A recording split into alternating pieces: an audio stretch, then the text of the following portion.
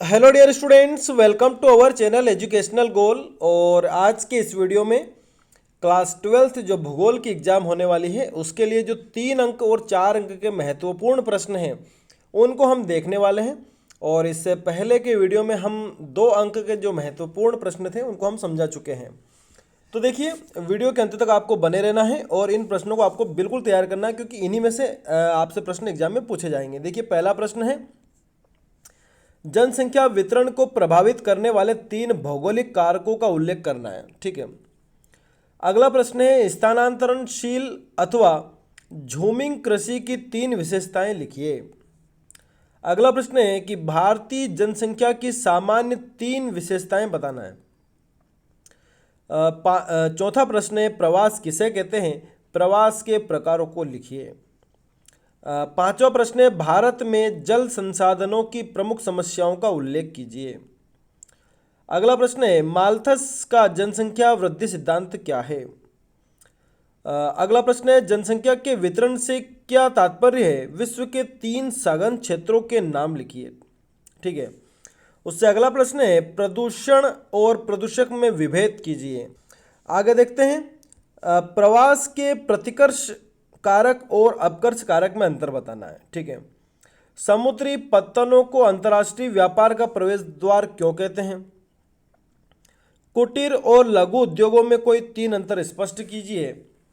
भारत में जनसंख्या वृद्धि के कोई 3 कारण बताइए।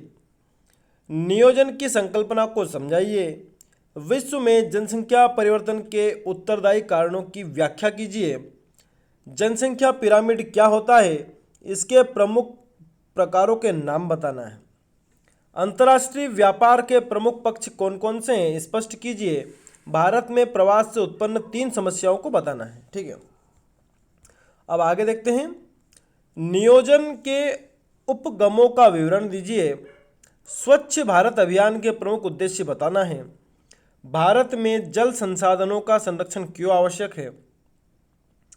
प्रवास के सामाजिक व जनांकीकी परिणाम क्या क्या हैं, लिखना है।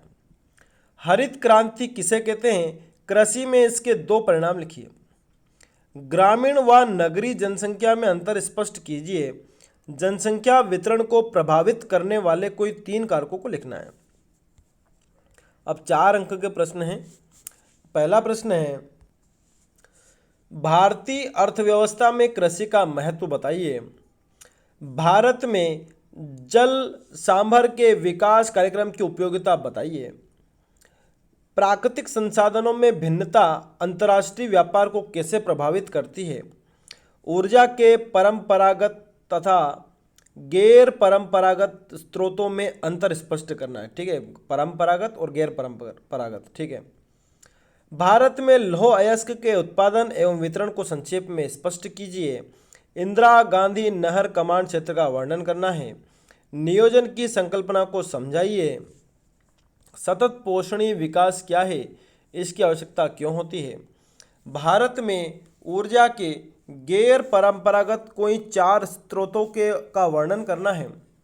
भारत में चावल उत्पादन के लिए आवश्यक भौगोलिक दशाएं हैं, उनको लिखना है। भारत में सिंचाई की आवश्यकता के कारणों को समझाइए। शुष्क तथा आर्द्र कृषि में अंतर स्पष्ट करना है। तो देखिए, 3 अंक वाले भी हो गए, 4 अंक वाले भी हो गए। इन सभी को आपको याद करना है और इसके साथ साथ हमारी जो ऑब्जेक्टिव्स की जो सीरीज चल रही है उसको भी लगातार देखते रहना है। Thanks for watching this video.